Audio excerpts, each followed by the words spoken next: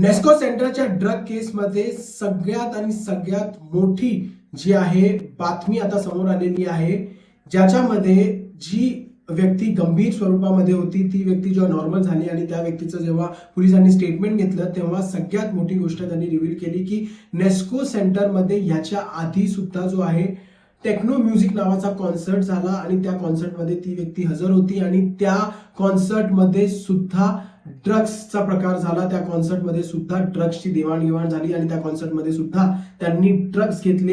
ही सगळ्यात मोठी गोष्ट जी आहे स्टेटमेंटमध्ये त्या व्यक्तीने पोलिसांना या केसमध्ये दिली। तर नेस्कोमध्ये हा जो इव्हेंट झाला हा पहिल्यांदा इथे ड्रग्सचा जो आहे व्यवहार झालेला नाहीये, तर याच्या आधी सुद्धा नेस्को सेंटरमध्ये म्युझिक जे इव्हेंट झाले त्याच्यामध्ये ड्रग्सचा सप्लाय झाला। ही आता सगळ्यात महत्वाची जी आहे इन्व्हेस्टिगेशनमध्ये पोलिसांना गोष्ट माहीत पडलेली आहे।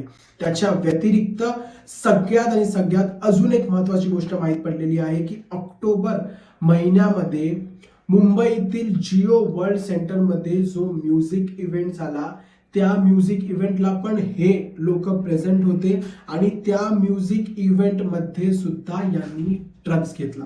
म्हणजे जिओ वर्ल्ड सेंटर सारख्या जागी जिथे म्युझिक इव्हेंट होतो तिथेही जे आहे सिक्युरिटी इतकी टाईट असूनही हे लोक तिकडे ड्रग्स जे आहे घेऊन जातात।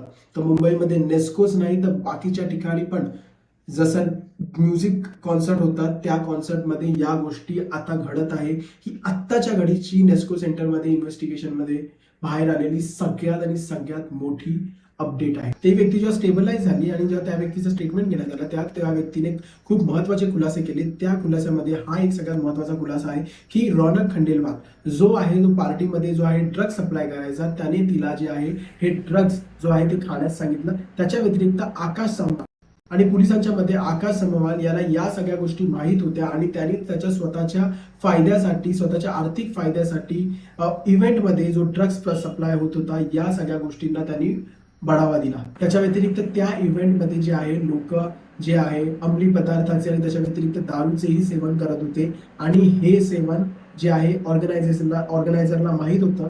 तर 7 आरोपींना पोलिसांनी जे आहे कोर्टापुढे हजर केलं। त्यांना 2 दिवसाची कस्टडी भेटली आणि त्या कस्टडीमध्ये आता सगळ्यात महत्वाचं म्हणजे जे 2 वॉन्टेड जण आहेत त्याचा पोलीस शोध घेतील आणि आता आणखीन काय नवीन गोष्टी नेस्को सेंटरच्या या ड्रग केसमधनं बाहेर पडतायत हे सध्या आपल्याला बघायची गरज आहे। तर या सगळ्या गोष्टी मी तुमच्यापर्यंत पोहोचवत राहील। तुम्ही प्लीज भटकता पत्रकारला लाईक करा, सबस्क्राईब करा आणि शेअर करा, कारण अशा बातम्या तुमच्यापर्यंत मी एक्सक्लुझिव्ह इन्फॉर्मेशन घेऊन येणार आहे।